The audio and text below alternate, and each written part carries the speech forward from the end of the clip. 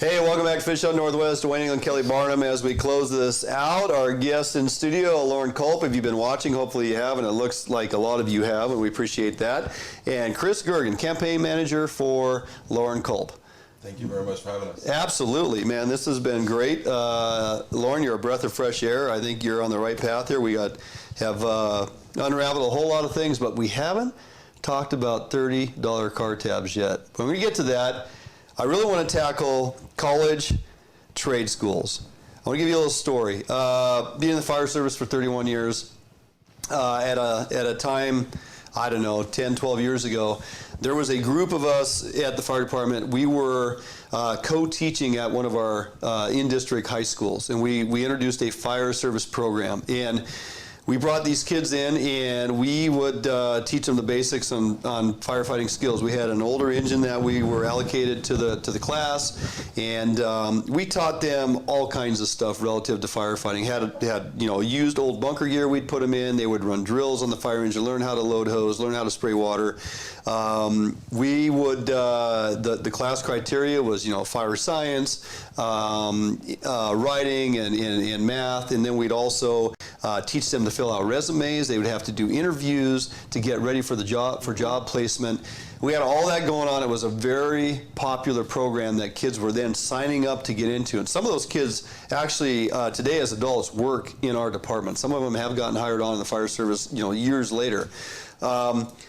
School district doesn't pass a bond issue. The first thing they do, and this is back when we were under the WASL, this is back when every kid's going to college, right? And first thing they did is come into the school district, eliminate every trade class. Every, FFA went out the window, welding, wood shop, all those classes went out. Firemanship school was canceled. It was all about preparing for the WASL because every kid's going to college. And at that time, I thought, I left high school, went into automotive technician school for 2 years, became an apprentice automotive technician, was working towards my journeymanship when I decided to be a fireman. And I thought, this is the wrong direction because I know the school and the community I grew up in, it was a small percentage of kids that go on to college. Small percentage. The rest of them, they're either going to go work in a family business or go just get some job and try to start making it in the world, or you go to a vocational school or a trade school and learn a plumber, electrician, carpentry, construction, auto mechanics, diesel, whatever it is.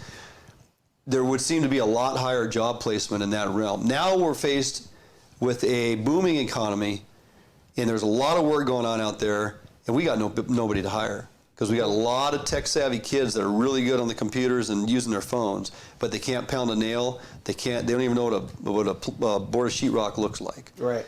How important is getting trade schools back into the curriculum? Not just like at the trade school level, but back in our high school levels, if it's not happening. Well, a lot of people are realizing that it's more and more important to learn a trade because they're out of college, they got a piece of paper and a mountain of debt, right, and can't get a job. Right. Right? Yep. So trade schools, I mean, we need all kinds of jobs filled. Right? Yeah. And we need plumbers and electricians and builders and concrete guys, which I was. Yeah. I'm all for trade schools. Why go into debt hundreds of thousands of dollars? Right. And a lot of people do that, and then they find out that they don't even like what they've learned and what they got a degree for. Yeah. So is there some I'm all type? for that. My trade school was the United States Army. Yeah. And then I got out and worked for other people in construction. Is there some type of incentive programs, perhaps as governor, you could work towards in getting high schools to take on, building in trade programs at the high school level to get those kids an early start? Yeah, I'm all for getting things back to the local level as much as possible, right? Great, yeah. Our founders told us that government closest to the people is the most easily controlled, right? Sure. So I want more control to the local school boards, the local community. Right. And let them decide. Gotcha. Right.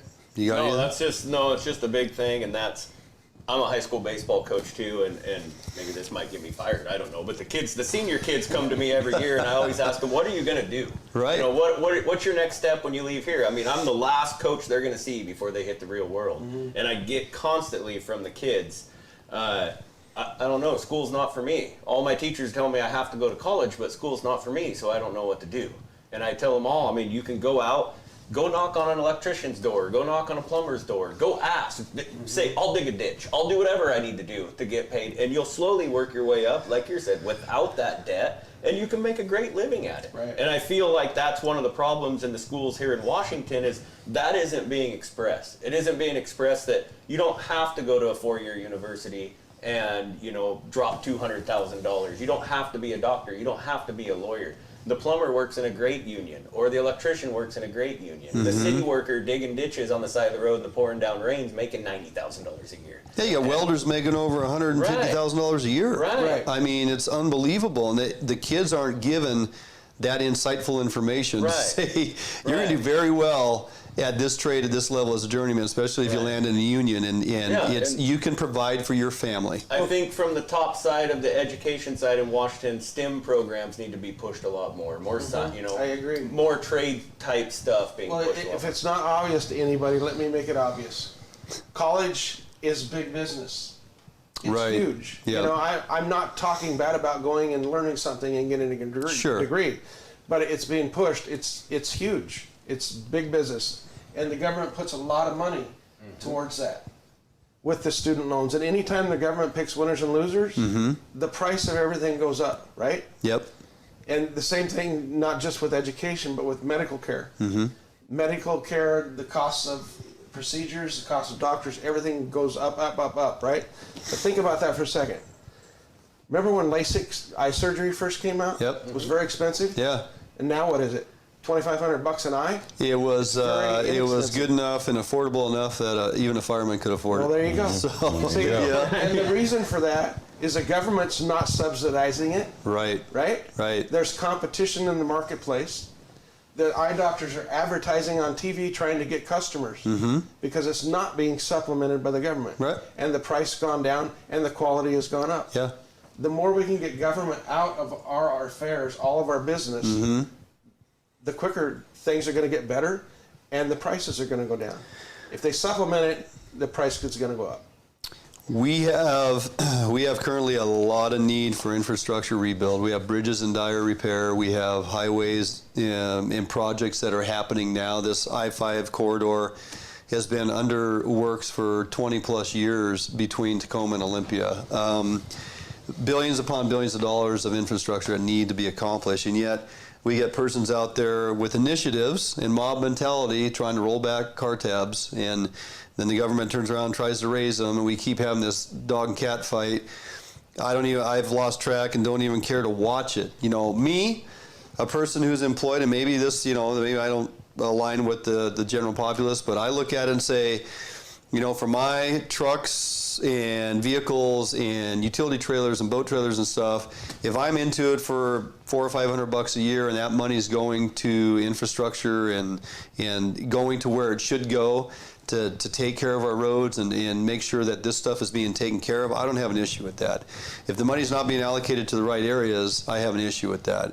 I'm not one who will go in the voting booth and sign that off and say, yeah, roll it back to $30, because I go, at the end of the day, where's the money going to come from to keep all this infrastructure up to the level it needs to get to, because it's not even close to where it needs to get to. We have a population explosion here in the state of Washington. We have housing developers that continue to put in neighborhoods with no infrastructure built in along with it. You can't put 500 homes in, 2.5 cars per home, and think that the 2-lane road that services that area for people to get to and from to go to work is going to be adequate to handle the traffic flow. And that's what we're up against. So this $30 car tab thing, I mean, where are you at on this type of stuff? Where do we find the money to support and build our infrastructure? Where do I stand on the 30 car tabs? Yeah. I think that the government should charge people as much as it can and give them as less service as possible. Wait a minute. No, that's Jay Inslee's ideas. I'm sorry. Wait a second. What? That's exactly what the left wants. Right. All the time. The government's the answer, and let's raise taxes, right? And then we're going to fix everything. Just coming out here, highway from Olympia out this way. Yeah. I used to live in Elma years and years ago. Right. And it's been a 4-lane for decades, right? And traffic is backed up coming out of Olympia. Yep. Every time I've come out this way. Yeah. There's nobody, it seems like this is kind of a running theme, right? Yeah. Nobody's making these problems a priority. No. And that's why there's still problems. Yeah. And when they do focus on something, they don't look at the root cause of it. They look at the symptoms. It's like going to the doctor and you have a broken leg and he gives you a Band-Aid and sends you out the door. You'll be fine. That's what's happening. Right. Nobody's looking at the problem and deciding to fix it and make it a priority. Well, Washington doesn't have a revenue problem. Let's just be clear. Oh. So you were asking, Where's the money come where's from? the money come from? Yeah. Washington doesn't have a revenue problem. Right. $53 billion. You don't have a revenue problem. You got an have a allocation spending problem. Yeah. You have a spending problem. Right. So when Fish and Wildlife is underfunded, you don't really have a revenue problem. Right. There's the money there for that. It's just an issue of priorities. So instead, we're going to use the state of Washington and the state of Oregon and the state of California and these more liberal, or these bastions of liberal ideology, and we're going to fund pet projects. We're going to do social justice reforms. We're going to use this as an incubator to see what works and what doesn't work. And then once we figure out what works or what's saleable, we're going to export that methodology. We're going to export it to other places. Sure. And that's what we're seeing. And so there's $53 billion. I'm sure that Washingtonians are paying enough in taxes. Sure. Right. Yeah. And do you ask anybody, and we could tell you we are paying enough in property taxes, everything else. I think as a taxpayer, what I want to see out of the Washington state government is more transparency and more accountability. Where is our money being spent? Why do you constantly need more, Right. more? Wasn't the but lottery we don't get anything. Wasn't the lottery supposed to fully fund schools? Right. Yep. Right? How Was about the marijuana going to sales? be a huge issue? Oh yeah, that's Where's right. all that money Marijuana going? tax too. Right. Where Yep. does that go? Yeah, I don't know. Our gasoline Yeah, we taxes don't are have enough off the taxes. charts, right? Gasoline taxes. I don't see the road projects happening from gasoline taxes like they promised. So when we vote $30 car tabs and then King County or the city of Seattle wants to roll it back, $30 car tabs is more of a reaction to we're tired of being taxed. Sure. Exactly. This is the way that I've framed this to people, that heroin is to the addict what tax money is to a politician. Yeah. Right. And when you decide that you want $30 car tabs instead of $300 car tabs, what you're doing is you're telling the heroin addict he can't have his hit for today. Sure. And they freak out. Right. And so that's why you're seeing the reaction that you're seeing is because it's the addict that's jonesing for his next hit. Yep. And it's time that Washingtonians have the opportunity to rein that in. And where did Inslee go? Right after the car tab thing passed, he went and stopped projects that would hurt the citizens, just like that. Right. Right. To prove To make a a point. point. And exactly. Yeah. And anytime there's a budget problem in any big municipality or the state, Yep. where do they go first? What They co- shut off funding to the parks Yep. and shut the parks and close Yep. them down. Right. That affects families. That affects every Right. citizen in the state. Right, right. And that they do that on purpose. They don't go to the state legislature and say, we got to cut all your salaries tomorrow. No. No, we're going to cut out the services. They want for an the emotional citizens. response from the people. Exactly. They want So them to they'll come back and experience let 'em something. raise Yes. taxes. They did the same thing with the government shutdown, the federal government shutdown. So what was Right. the first thing they did? Was shut down the national parks. Right. Well, national parks are like 0.000 something percent of the budget. Right. Right. It doesn't make a difference, but what it does is it hurts the people. It makes them angry. Yep. And then it makes them push back. Yep. Right. And that's what they're looking for. The interesting thing is, Chris, you had alluded to it, that they don't have a budget problem, they have a spending problem. And I read a report, I don't know, 6-8 months ago. Governor Inslee was touted as he came in number one on a national poll as the governor who had spent the most taxpayers' monies on new ideologies and new programs to interject into and experimental type things that ended up absolutely every one of them went nowhere. We're talking millions upon millions of dollars in the state of Washington that went nowhere. And as far as this group that was looking at that state by state and governor by governor, they attributed him to the number one spot as the most wasteful in the realm of just throwing money at this. Oh, hey, that's a great idea, and I went to school with him, so I'm going to give him several million to pursue that. And then it's like we ran out of money, and we're, well, at least you tried, Yeah. Millions upon millions of taxpayers' dollars just wasted. And that is the type of crap that needs to stop here in this state. It needs to be, as you said, if money's going to be allocated towards things, it better fall under 3 criteria. Yep. And stop wasting the taxpayers' dollars in this state and get us back on track. So, any final thoughts? Any final words as you move on through the next year? Yeah, I just want everybody to know that we have a good team in place. Chris has headed up a great team, and we've got a team all the way across the Washington State. Yeah. Not the United States. The Washington State. Yeah, I'm not Jay Inslee. I'm just running for governor. And we got a team together, and we need the citizens to get out and support us. Come to our events. Go to culpforgovernor.com or Culp for Governor on Facebook. Right. And come to our events. Donate to the campaign. We can't fight the liberal machine without your help. Right.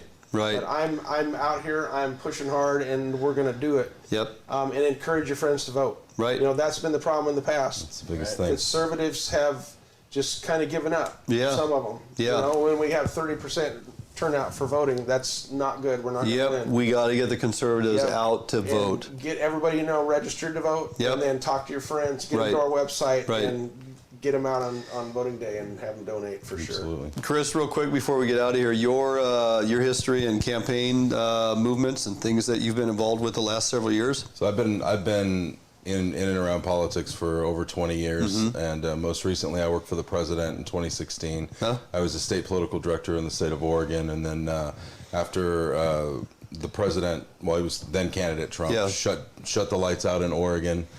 Because their Republican gubernatorial candidate came out and endorsed Hillary Clinton. Oh. And it was literally the day after we got a call from New York and said, you guys need to go elsewhere. Wow. And so I went down to Florida, and typically I work with federal clients, but I was directed to Loren by a mutual friend. And who is that mutual friend? A mutual friend was Ted Nugent. Yeah. And he said, have you ever heard of Loren Culp? And I said, I have not, but I've got this other client I'd really like to talk to you about.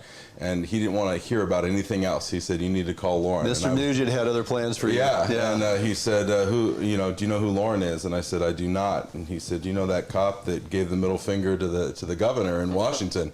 And Ted's real careful with his words. Sure. Yeah. And I watch his show. I can see he's very politically correct. And I said, oh yeah, that was really great. He goes, that's Loren the Culp. guy. So so I called Loren, and I feel really honored to be able to work with him. Yeah. And he's very much he's a very different kind of candidate than the president was. But he's also very much the same. Yeah. In that he's not he's not a politician, right? He's exactly. not a politician. Yes. And he has fantastic ideas. And I think the most important thing is that his moral compass is headed the right direction. Absolutely. And that he really does have a genuine desire to do nothing other than help the people. Right. And to give the people back their power. Fantastic. Well, I can't thank you all enough for coming in. The entire group here, all 20 whatever of you that are crammed in here tonight. This is a big deal. So, Barnum, any last thoughts before we get out of here? No, it's just like I said, as a sportsman, on the sportsman side of it, it is a breath of fresh air to have a candidate who's willing to sit down and talk hunting and fishing. Yep. We haven't had that in Washington State for a long, maybe ever. Right. And I think if this is the time for hunters and fishermen to get off their butts and send in your ballots, get to the ballot box. This is the year. Pull the crank, make sure you vote for Loren, and we make the change that we want in Washington State instead of complaining about it. Yep. Now is the time. Good words, my friend. That is going to finally do it for us. We ran a little long, but well worth the conversation. Thanks for joining us. Remember, we are live every Thursday evening right here at 7 p.m. from the studios at Fish Hunt Northwest. Join us on Facebook and or our YouTube channel. If you have not subscribed to our YouTube channel, please jump over there and do so. Hit that subscribe button. Catch up on a lot of the previous episodes and a lot of the how-tos and the cooking segments that we put out there. Follow us on Facebook throughout the week. If you fish and hunt throughout the Pacific Northwest or the nation, you need to follow us on Facebook and Instagram, Twitter, and all the other accounts that we have out there. Search Fish Hunt Northwest. Stay with us. We will see you next week. We got a great show lined up for next week that I'm excited about. So be sure to tune in, next Thursday, 7 p.m. right here. And until then, have a great week.